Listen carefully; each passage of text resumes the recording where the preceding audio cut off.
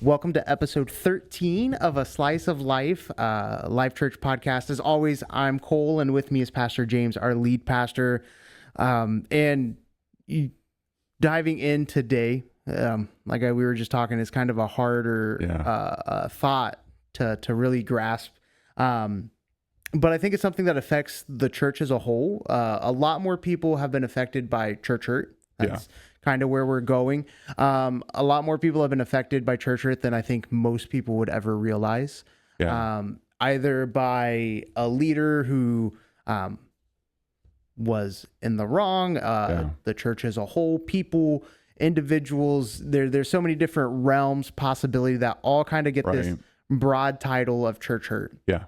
And to kind of dive into that, I know we live in a society now where deconstructing our faith, things like that have begun to come up as a response to church hurt. How do I deal with church hurt? You know, where before I think, and maybe where we start is we define church hurt. Yes. You know, because I think it's such a broad topic, and you mentioned it a little bit right there.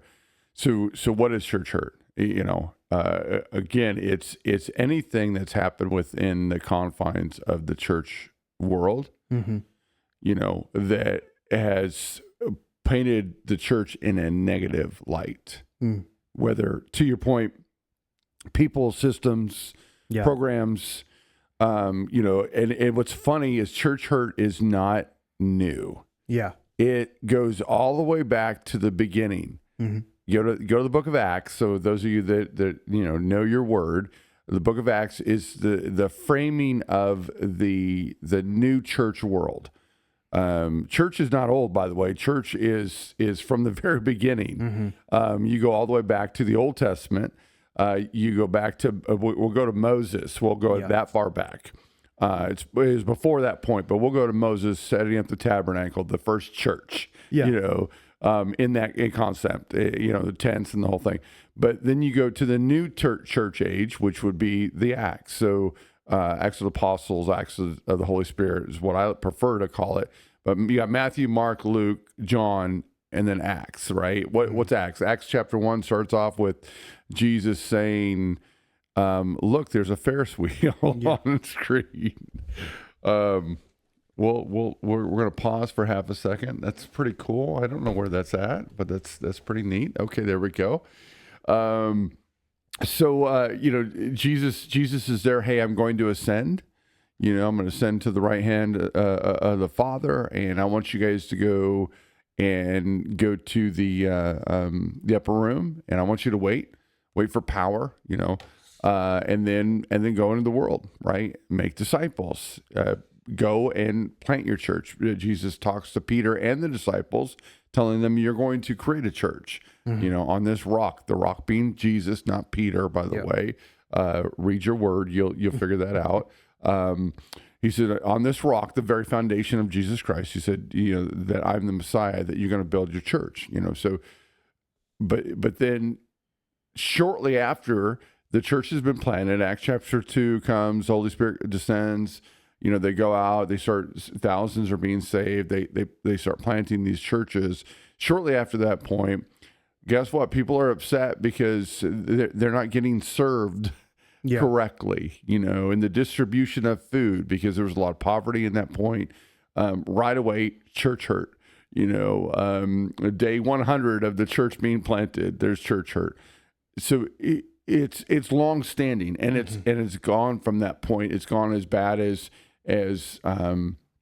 actual you know, molestation concept. You have that really in the Catholic world. You see a lot of that happening, not only in the Catholic world, but it's at the first and frontmost point, I think, of the news over the last couple of years, minding more and more of this, and you know, just all the way people being brought up before the church and having to tell everybody they sinned, you know, in front of the church. I mean, just horrible stories.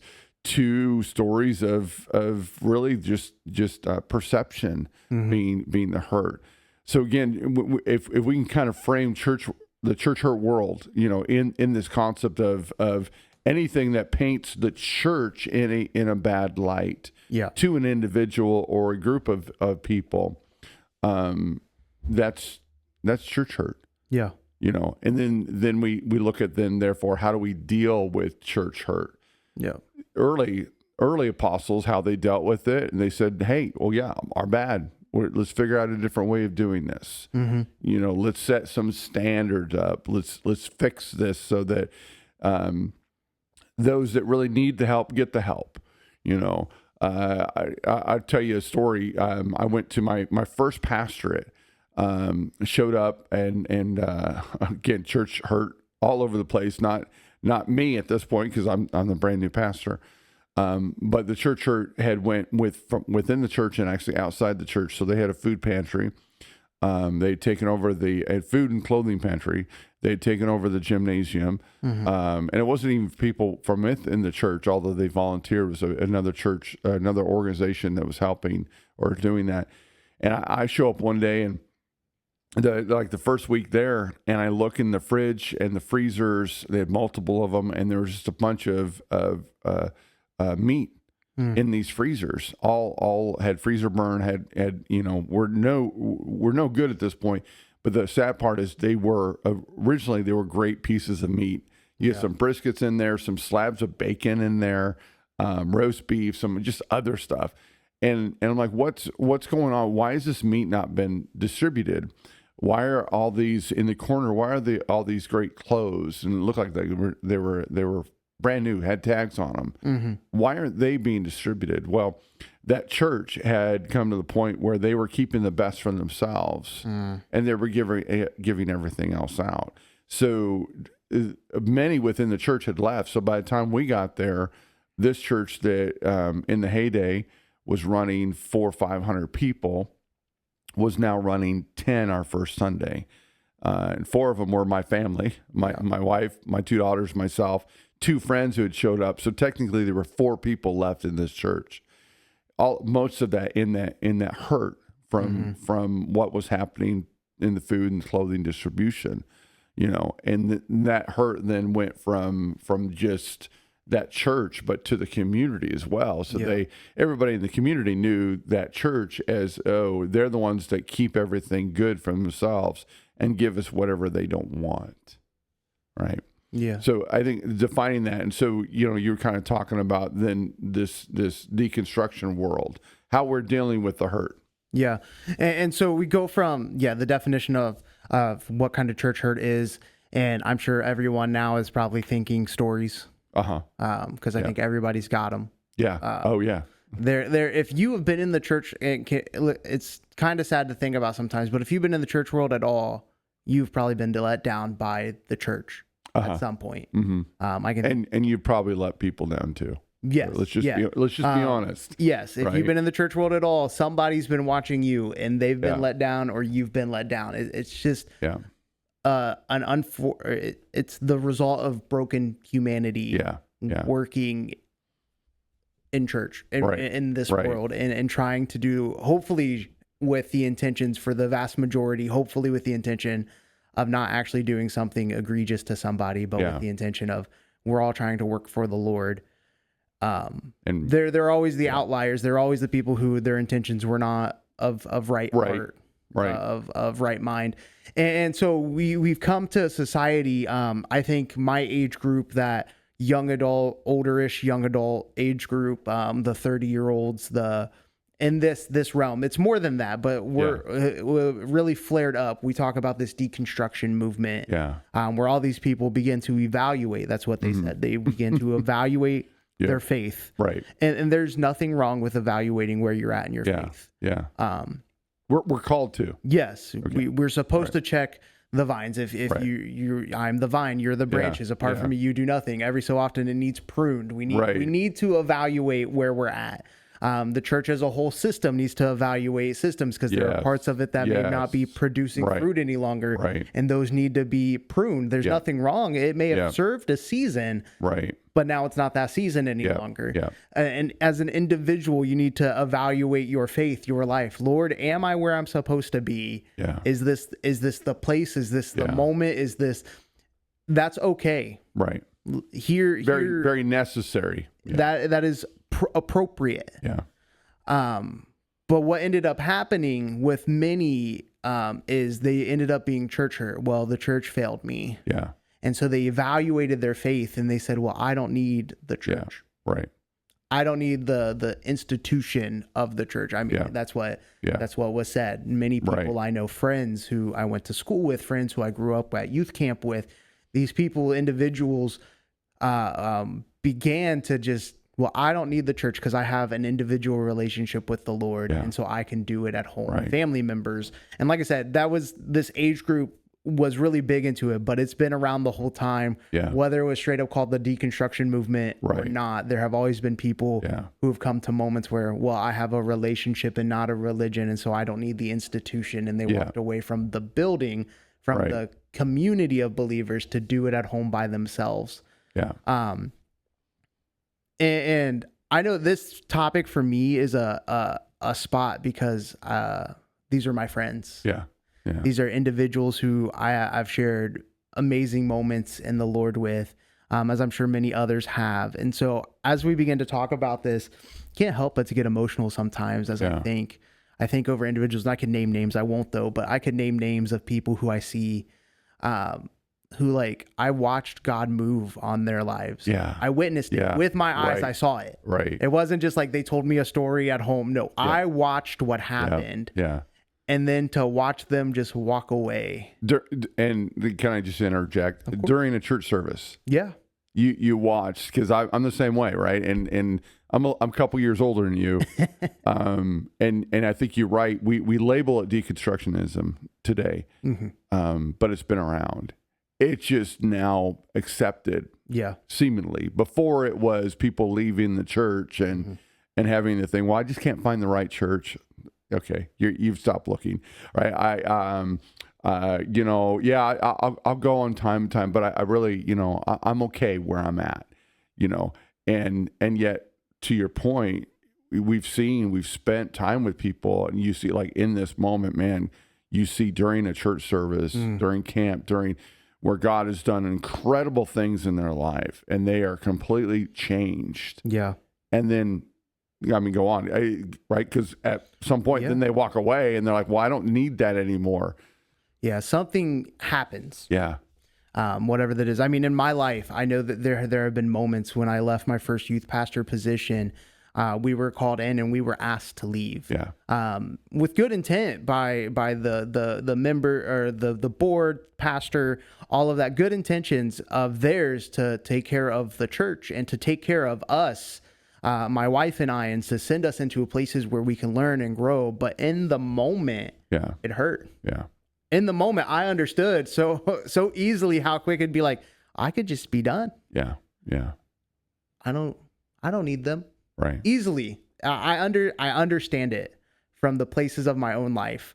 And so there are these moments where we come to evaluate where we're at, and that is appropriate. But as Lisa Bevere, she writes a foreword for a book called Raised to Stay, which is all about church hurt. The author, I'm going to mess up her name, Natalie Runyon, she talks about the story of her family being asked to leave the pastorate of a church. Like right off the bat, they love the people. They walked in one Sunday morning completely blindsided, and her family's pulled in by the board, and basically they said, well, today's your last Sunday. Like no preaching, no nothing. You're going to get up and say you're leaving, and that's it. And she remembers from that moment forward, her dad having to enter the workforce and all these things where all she's ever known is the church. Yeah. And these are the people who took care of her and loved her. And now they're the people telling her to get out. And so I know that's not everybody's story. And other stories are the church failed me. I was waiting to be used in some form of ministry, but no one ever asked me. Yeah. No one came and talked to me. Nobody reached out to me in the moments that I needed. All of those things are valid. Your feelings are valid. Right. Right. You're allowed to feel your feelings. I watch Yeah. a lot of Scrubs, and so all the times, if you haven't watched Scrubs, it is, in my opinion, the greatest TV show on the face of the planet. This is not endorsed by Life Church at Easton. It is not. This is Cole Jasper only. But in the moments, there would be moments where the two main characters would talk, and the one would look at him. The one main character, his name was Chris Turk, was his last name, and he would say JD, the other main character. In moments where Turk would try to invalidate or move on, he'd be like, "Let me feel my feelings, Turk," and that's how I think sometimes. Right. Yeah. To get to that moment where it's just let me feel my feelings. Yeah. You're allowed to feel your feelings. Yeah. We as individuals, people created in the image of God, are Right. allowed to feel feelings. Yeah. It's okay. Yeah. Because many times what I think has happened in the church, a part of this is all that we push it all down. Yeah. Bury it, and then one day I'll die. Right. Bury it all. And that's, I feel what people expectation is, I'm supposed to always be happy. You're supposed to always have joy, but I'm always supposed to be happy. I'm always supposed to be this and always supposed to be that. And there's an expectation that we set on ourselves that as the individual lends itself to church hurt, Yeah. lends itself to putting yourself in positions to be hurt. Yeah. And so Lisa Bevere, she writes the foreword to Race to Stay, and she says this: deconstruction without the heart of reconstruction is just destruction. Yeah. And that's really what has happened in the modern church. The modern idea of deconstruction is we tore it down without ever a thought of building it back. Yeah. Putting it back together, allowing, let me rephrase, allowing God to help us pick up the pieces of what was broken, because that's who he is. Yeah. And if deconstruction is about taking apart whatever it is, right, with the mindset of constructing it or moving it, it's such a beautiful statement, because if there is no, okay, I'm just going to destroy this and say now it's invalid. I'm destroying the church basically and saying now it's invalid. Yeah. I'm invalidating 5,000-6,000 years of history. I'm invalidating what Jesus told us to do. I'm invalidating the entirety of the New Testament. I'm really throwing it out. Let's get there, because it doesn't work anymore today. Then what are you constructing? Yeah. Because the construction, therefore, still must be biblically based. Yeah. So it is the heart of deconstructing to ensure that what is constructed is appropriate. And this might get a little educational, only because I was studying it. It was very, very interesting. So the first temple was built by Solomon. Solomon's temple got destroyed. 60 years later, they laid the foundation and built the second temple. Actually the same size, really, really close to the same size, if not a little bit bigger than.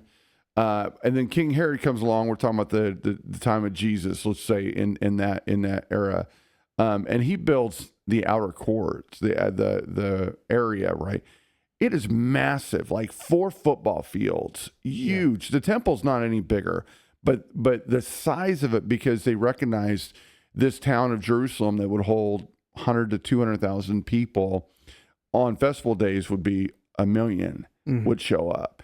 And they recognized, okay, the current temple cannot hold 1 million people. Yeah. Right. So what we have to do is we're not changing the temple. They didn't make the temple bigger. Yeah. Because guess what? It still was only the Levites going into the actual temple area, right? We're talking about the inner courts, the Holy of Holies, that concept, right? But they recognized, well, we needed a bigger area to hold the other people. And so instead of just keeping the confines of the temple, the original temple, the size it was, the outer court, right? The court of the Gentiles, some other, okay, I'm going educational, right? All this, they made 4 football, just if we can imagine 4 football fields, and I think the walls were 20 feet tall. I mean, just a massive complex. bigger than we can even imagine. Yeah. I think in our mindset to understand you've got the temple, which now looks tiny, even though they say the ceiling was like 130 feet, 120 to 140 feet tall. Originally Solomon's was supposed to be 180. They didn't make it that tall, right? So really, really tall. But if we could, I wish we could see it, right? That second temple during Jesus' time before it was destroyed in AD 70, 67, 80, 70, right? That it was massive. And so I bring that up because when we look at deconstruction, what deconstruction is meant to do is to look at the church, right, in this concept. And that's what Herod did. He looked at it, King Herod did, and he looked at it and said, okay, the church is fine, right, how it is, but we need to make some tweaks to it. We need to make the foyer bigger, right? We need to do this. We need to do that. We're not changing the things that are working. We're working on the things that need to change to accommodate the mass amount of people that are going to come in, to accommodate. When you look at so we're going Old Testament into the New Testament, and the New Testament, what do you see with the church? They do the same thing. They realize at first, hey, we need to do house churches. Why? Because they weren't recognized as a church. They couldn't build church buildings. They were still trying to find their footing of hey, we're Jewish, and then all of a sudden now we got Gentiles in here, non-Jewish people. And we're trying to come together, and so we're still going. Some of the Jewish people are still going to the temple. Not some; they were all still going to the temple on the Sabbath. They were still walking, but then they were meeting daily. And then from there, they started going. Okay, we've got enough people. We can actually build. We have to build churches. We have to build buildings where we can meet. And at some point before that, they're actually meeting in the synagogues in the Jewish temples, right? And they were meeting and having Christian services, and then the persecution happened. They couldn't do that any longer. So then they had to meet in church buildings and create their own church buildings, and kind of went from there. Right. So each step along the way, as we see Christianity move, we see the church building has changed as necessary. But what we never saw was at any point in history where the church became completely invalid. The bringing together of people became completely invalid. At no point do we ever see Jesus talking to anybody or any of the apostles. We don't see Paul or Peter, James, any of them ever saying, hey, you know what? The best thing for you to do is be on your own. Yeah. With your little small group of individuals and just go and do your own thing. At every point they said, okay, we've got to pivot, which is the word that God gave us a couple of weeks ago. I think for this church is we've got to look at what we're doing, and we've got to pivot in these areas. And yet what we see is this church hurt comes in the world and into a situation, and we say, well, the church hurt me, and so therefore the church has now become invalid. Well, here's the problem. The church didn't hurt you. The people in the church hurt you. Yeah. Whether to your point, you said whether they meant to or they didn't mean to. They gossip about me. In fact, it was probably a couple months ago. I've not really shared the story with hardly anybody, but we had a lady come in with her young daughter, 1.5, maybe 2 years old. And she came in partway through church, and she worshiped with us, and I met her outside because I go out the foyer outside, and because I want to meet people, right? And it helps me sometimes. And she came out and I started talking, and she said, well, I have a church, but I'm a single mom, and I just couldn't take their abuse any longer. And she goes, because I'd walk in, and this is a church I've gone to my whole life. And I walk in and they just look at me and just say things about me, and she goes, I just had to get out of there. She goes, so we were worshiping, and I just left, and you were the first church that I came to. Thank you so much. Cause, I gave a message that day was about hurting, and that God sees you, he bottles your tears. He knows. And she said exactly what I needed to hear. She goes, but I have a church family.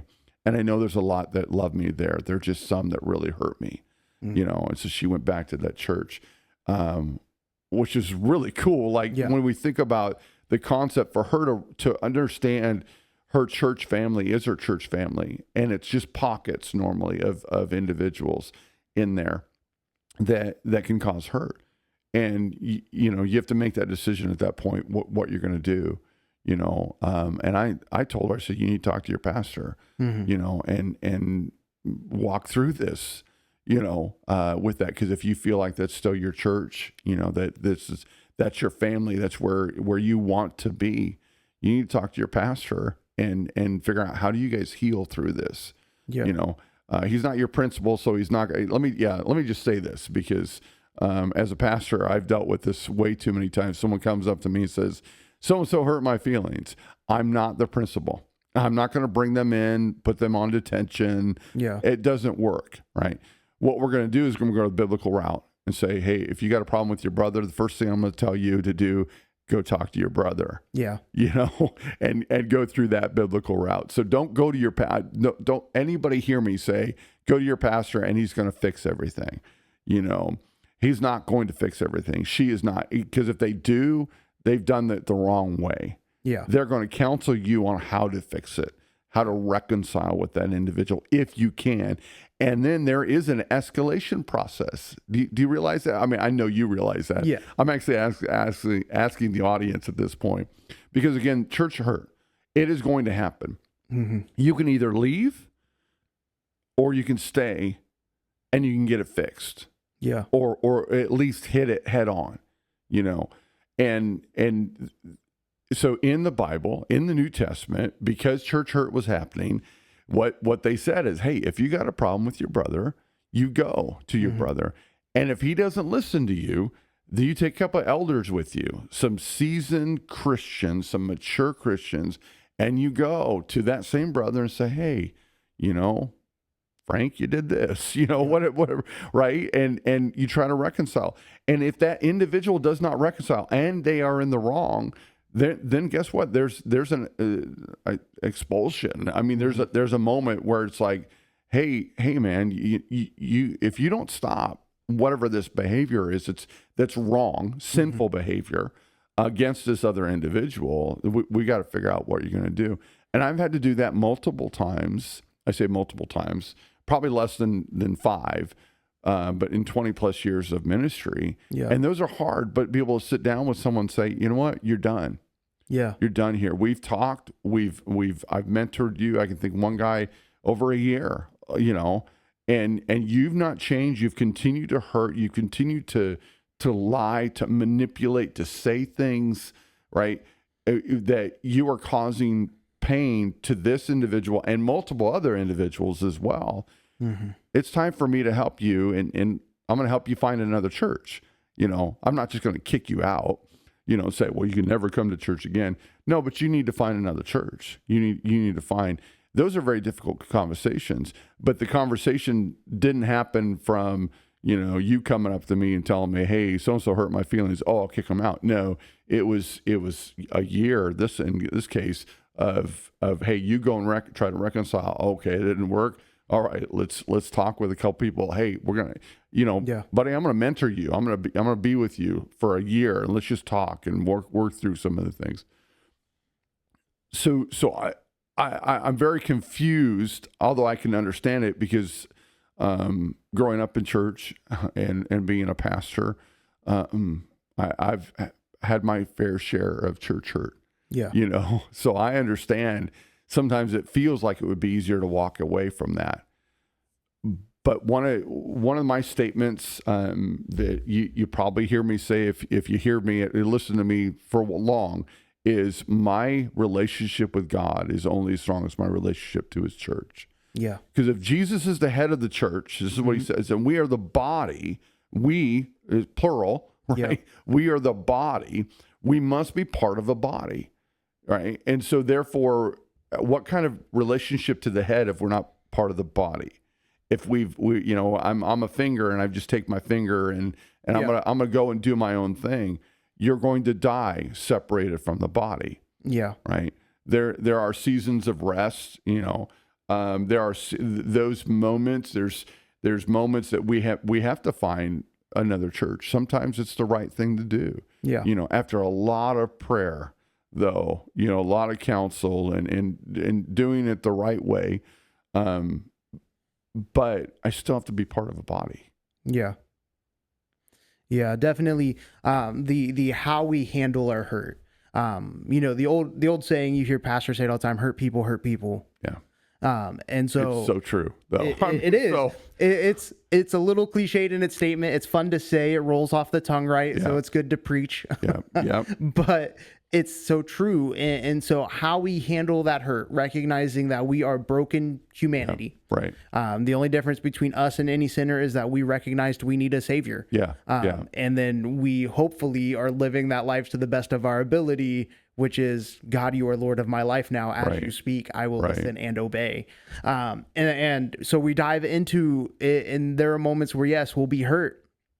And then I can't say it's just brush it off and roll on, but there's processes. Yeah. And I feel we're so afraid of process sometimes in the church. And that's a can of... It's just easier to run away than deal with the situation. If I sweep it under the rug, it'll go away. Yeah. That was my answer in most of my college classes. If I sweep it under the rug, I won't have to do the exam or study. Well, I will tell you that when we came, really into the church world from moving from the Washington area, it was not that we weren't part of the church world, but what we found is like it's almost like they taught pastors passive aggressive. Yeah.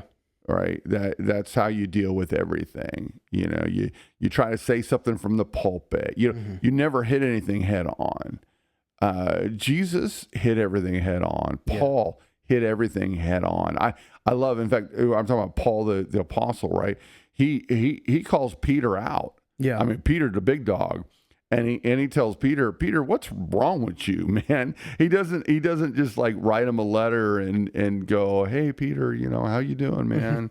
I heard somebody said that, he's like, Peter, you're wrong. Yeah. What happened to you? You're the one who preached to the Gentiles first. And now all of a sudden you're saying, you're like, no, we got to, not deal with them this way. What happened to you? He hit it head on. Yeah. And we've got to hit those things head on. This passive aggressive garbage has got to go away. Yeah, but it's to be done right. Yes. Yeah. It is not. We should never respond out of anger. Mm-hmm. You should really try not to respond out of your hurt. Yeah. Right. That's why I'm saying we need to process some things. Maybe you need to take a moment to yourself. I love rest is something that the Lord's really been talking to me about personally in my life. I run hard every day. Yeah. I tell my wife all the time, she's like, why don't you sit down for a minute? Why don't you do? I was like, because when I sit down, I just want to be done. Yeah. And so I want to do everything I need to do until I am done. Right. And that's me at work. That's me here. That's me everywhere I go. Everything I'm doing on my off days, on days. I don't really have off days, because then it's cleaning, it's laundry, it's getting everything else back together from the week.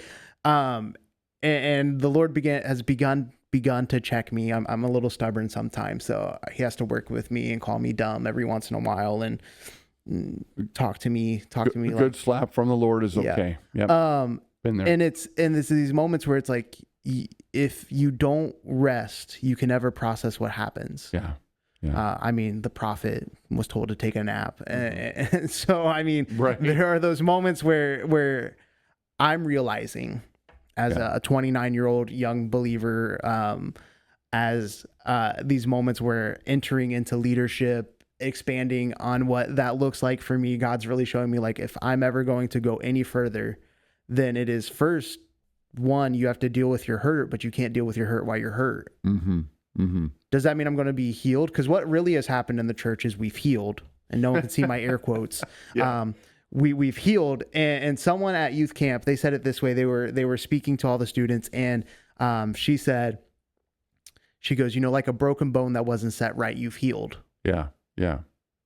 And I think that's where a lot of people have dealt with their church. Well, I'm healed. Yeah. But it's like a broken bone that wasn't set right. Right. So you've healed. It can function, but it's not functioning properly. Yeah, but you healed because you left and went to another church. You healed because you swept it under the rug. You healed because you didn't fully process. Yeah. Right. And unfortunately, then the only way to fix a broken bone that was not set right is to break it again. Yeah. And to set it right. Right. And unfortunately, that's kind of what happens sometimes. Yeah. And that's I say unfortunately a lot because it's just a hard thing to watch people have to get to the point where it's like, oh, I'm not right. Yeah. And so I have to scratch the scab off again. I have to do these things. But instead, what had happened for lots of people is they didn't want to deal with that. Yeah. And so they walked away. They went to the other churches. Yeah. Hopefully they went to another church. Some of them, in the world I see, most people, they just left. Yeah. And they tried to deal with it themselves at home. Right. Or they try to deal with it with close friends who, as good intention as they may have had, they weren't the person they should have went to deal with it because they weren't someone who was wise or who had wisdom. Right. And it's okay to go. That's why we're supposed to be in a community of believers who are like-minded. Yeah. Not like-minded in the sense that every single thought we have is the same as the person next to us, or we look so much alike or anything like that, but like-minded in the fact that we all know that there is a Savior who loves us, and there is a process to do things, and like-minded in our belief system. But I know I can then go to someone who's been through a lot more than I have. Right. They sit all together on Sunday morning a lot of times, but and that's okay because they've grown together. But I can go to the elders of our church, and I can say, here's my experience. Right. I'm hurt. Yeah. What do I do from here? Yeah. That's why it's, if you have a fault with your brother, you go to them first, but then you bring the elders, those who have wisdom, those who have godly counsel, those who they have a different perspective on things. That's it. Yep. Can speak into moments. Right. But then it goes even beyond that because the church is placed in such a way that that's what we're supposed to be for each other. Yeah. Is then our perception does not become reality because we can go ask somebody, am I crazy? And that's not necessarily how you have to word it. That's how I would word it. Am I crazy? Have I gone too far? Or is this, where should I be looking? And hopefully there are those people in your life that have the wisdom to be able to say, this is what the word says first and foremost. Yeah. Because that's the basis of everything. This is where we go. It should be the basis of everything. Right. And work through your hurt. Yeah. If there's anything I can say to anybody, like if you have church hurt, running away from it under the guise of deconstructing your faith.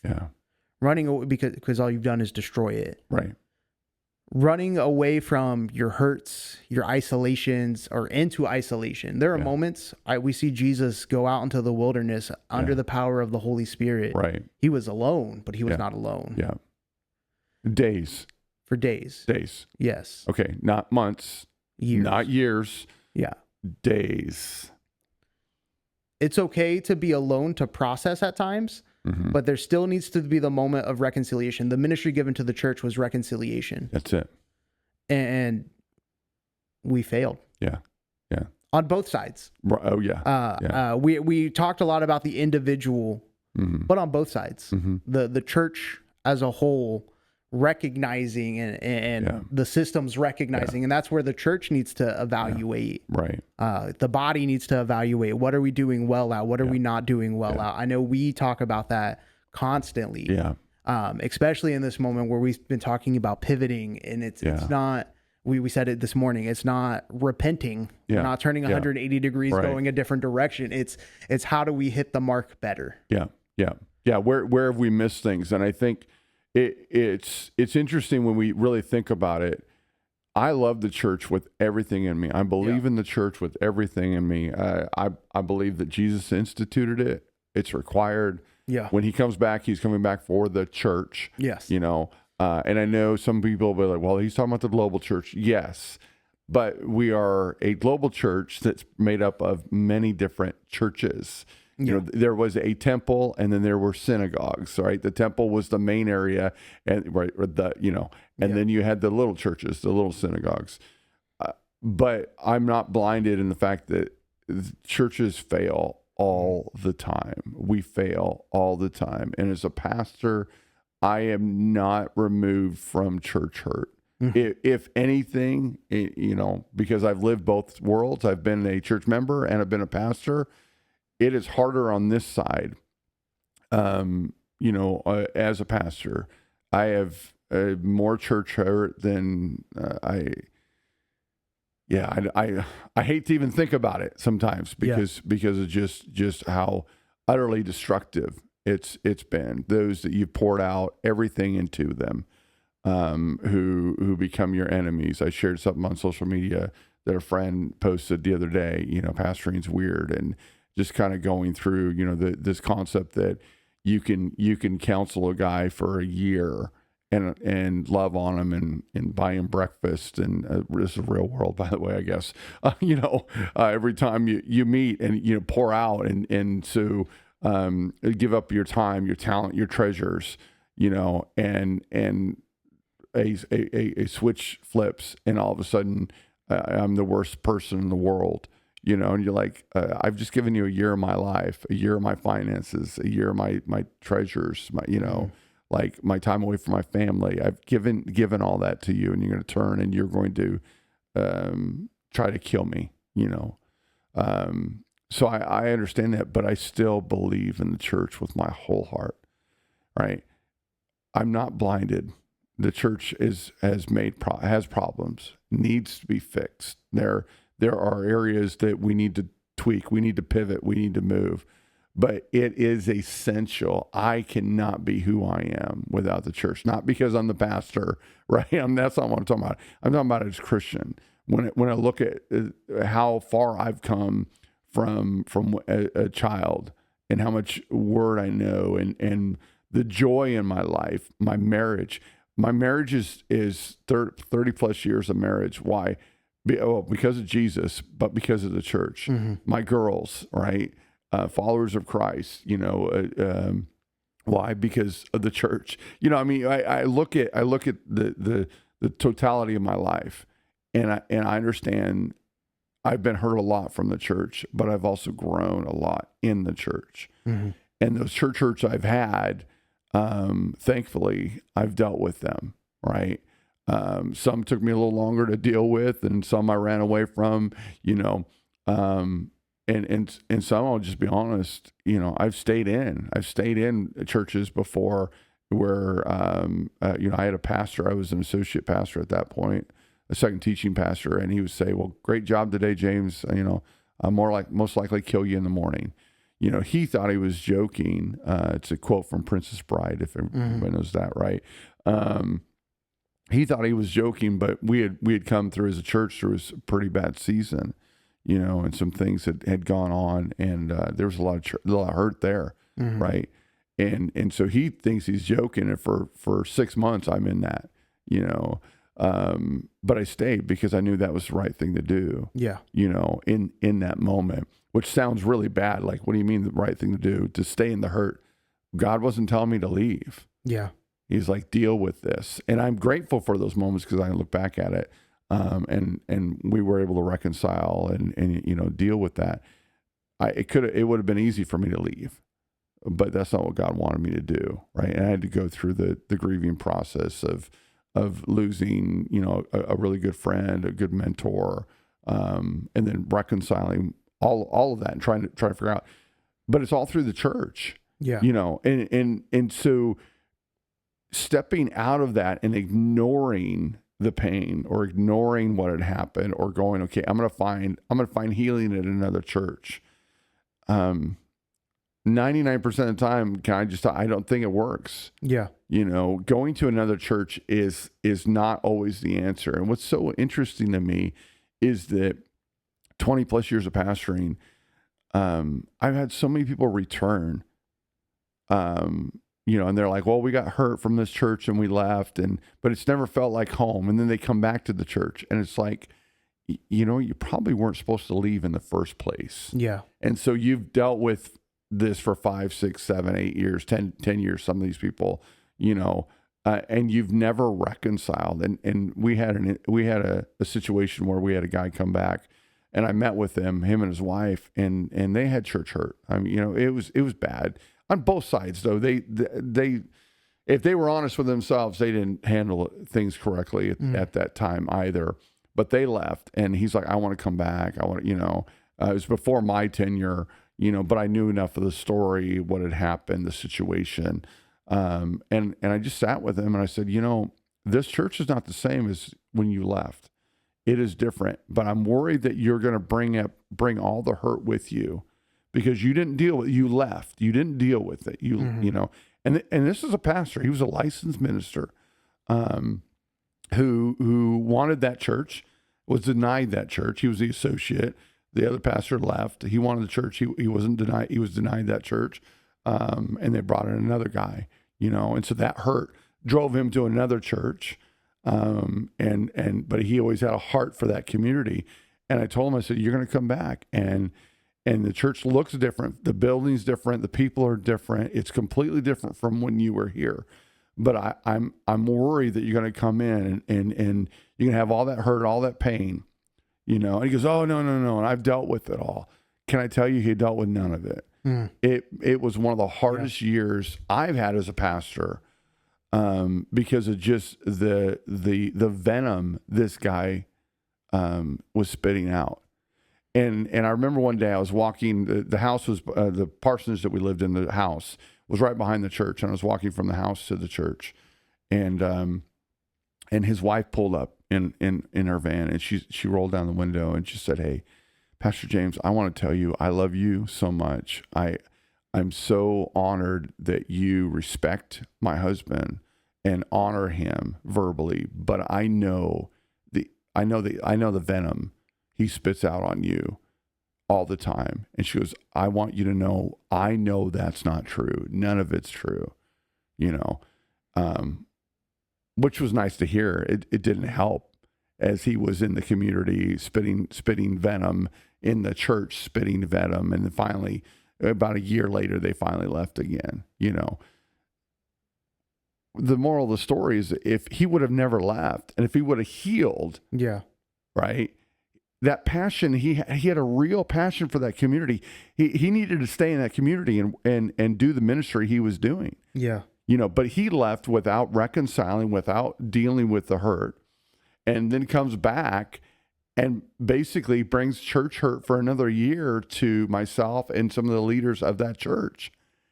And guess what? It had nothing to do with us. It was everything that had happened probably about 7 years before that, right? So jumping churches is not the answer. Ignoring is not the answer.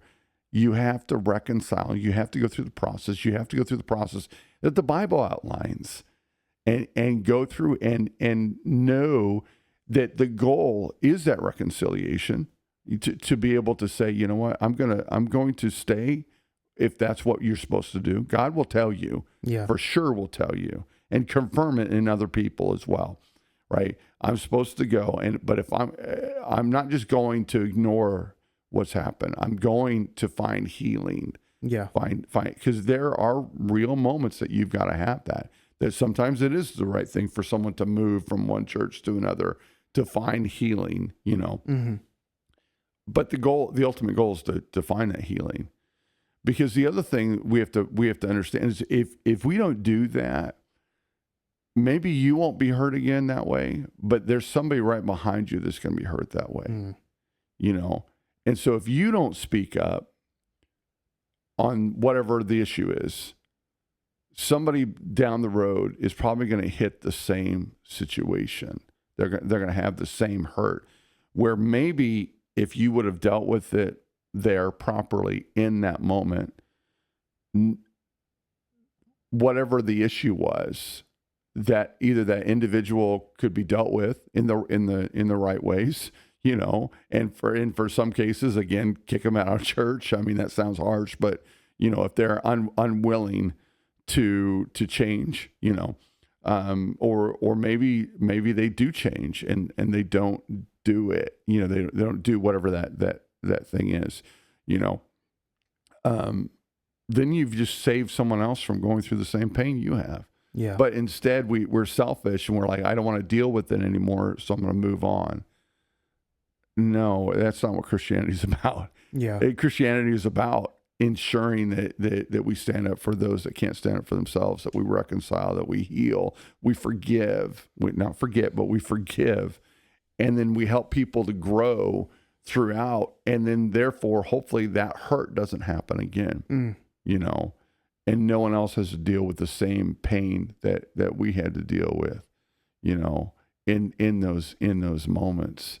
The church, man, the church is a magnificent thing. It's called a mystery, right? You know, in the New Testament, Paul says it's a mystery. It's weird. It shouldn't work. You know, when you think about the church, and one of the things I love about the church is when I look out and I see different cultures. I'm not talking black, white, red, and yellow. I'm talking about different cultures, Southern, Yankees. You know, I love different cultures, different backgrounds, the rich, the poor, the mid class, whatever, just all these different. And God wants to bring everybody, every tribe, every language, every tongue, every people group, male, female, free, slave, right? I'm talking Bible, by the way, if you guys don't know New Testament, right? And she said, I want to bring all those together and put them together in one church, and I want them to have unity. Yeah. How powerful is that? That is God's ultimate design, that every people group can come together and that we could be unified. And you might have a different history than I do, a different perspective on things. But there's one thing that we share. Jesus is Lord. Yes. You know, and I'm going to worship him with everything.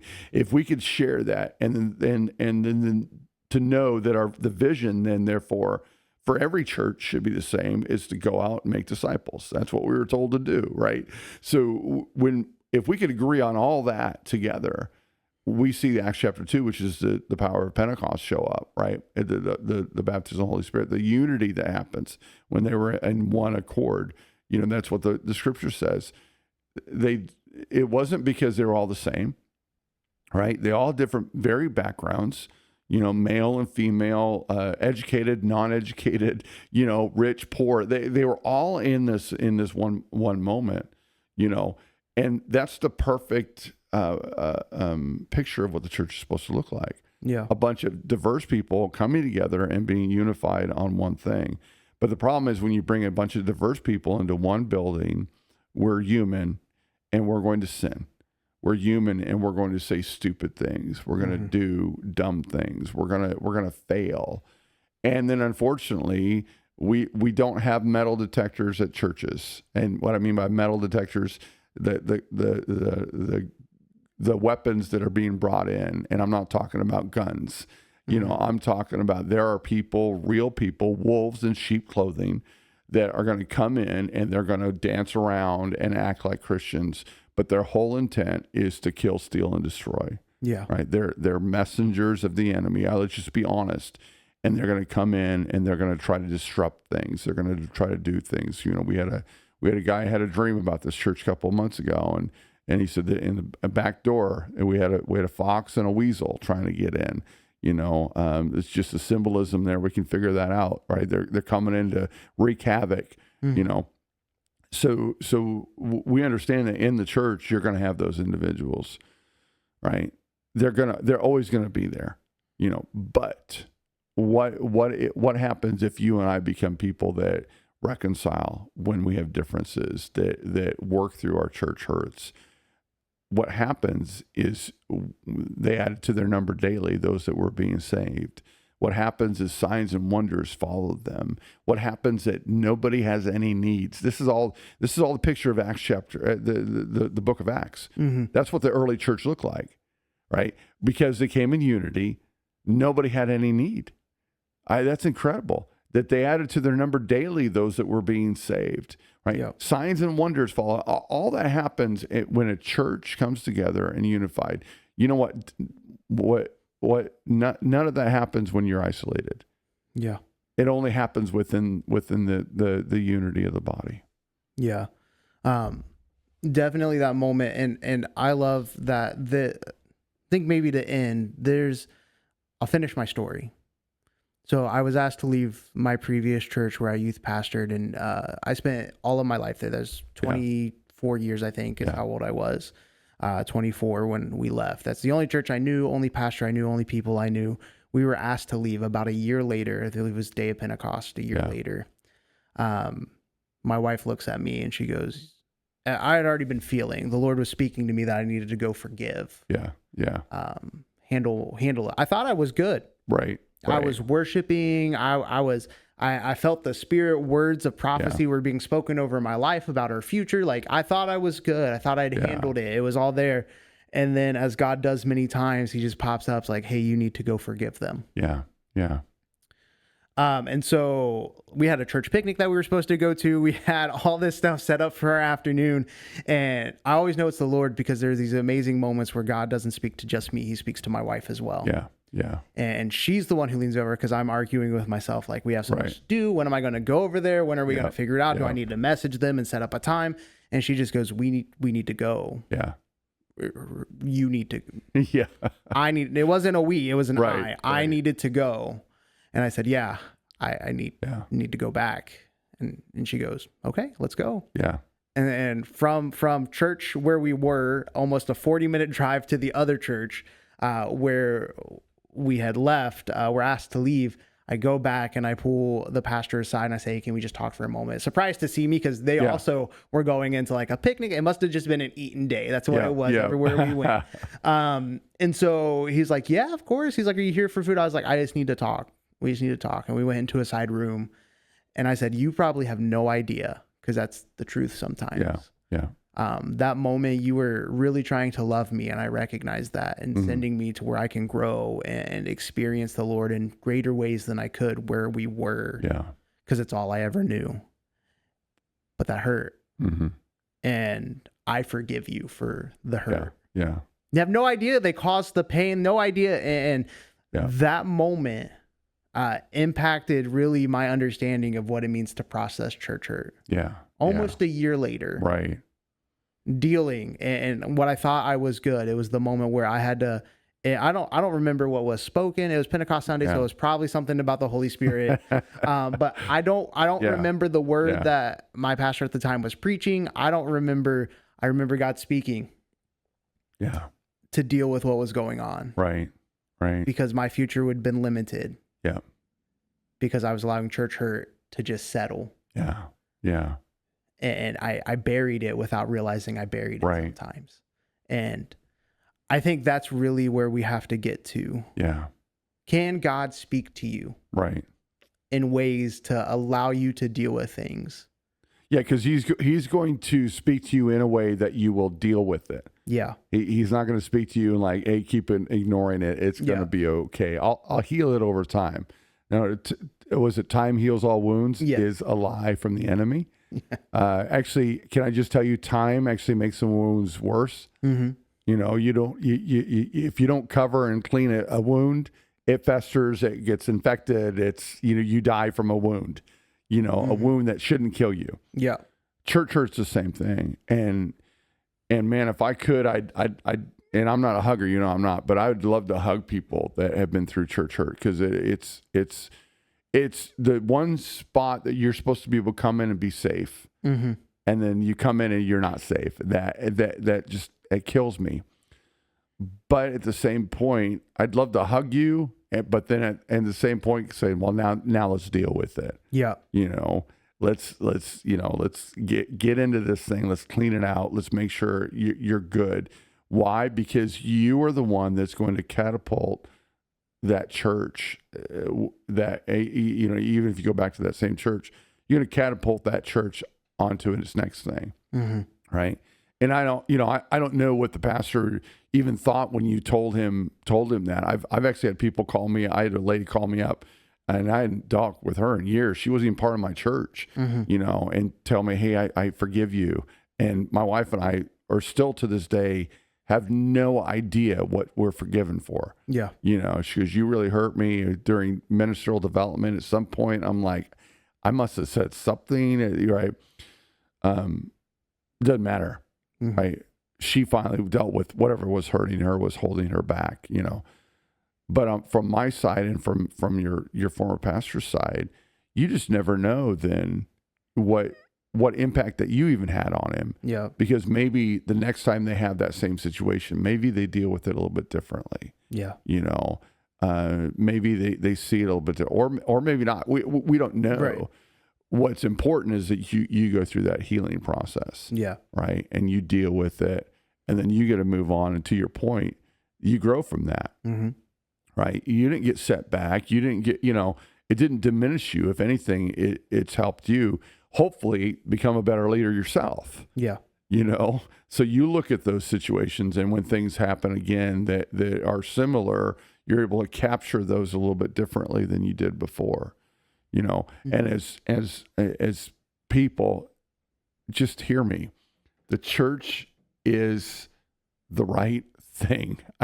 It is, if you are a Christian, the church is the right thing. Yeah. This idea that my relationship with Christ is personal is both true and completely false. It is true in the sense that you must have a relationship with God, but you cannot have that relationship without knowing him and being known by him and being mentored by people that know their word. I'm talking to people that actually believe in the Bible. Because if you don't believe in the Bible, none of this matters. Yeah. Why are you even going to church, right? But we're talking about Bible believers that believe that Jesus Christ rose, ascended to the right hand of the Father. He's lived sinless life, right? That whole thing, that believes all that. If that's what you believe, you have to be in church. Mm-hmm. You have to find a Bible believing church, and you're going to run into a church hurt. And again, you're probably going to cause church hurt. Whether you mean to or you don't, but we have to deal with it, because when we deal with it on the back end of all of that, we see God move in great ways. Amen. And so really the only other way we can end this moment together is to just let you know that you are loved and believed in. Amen.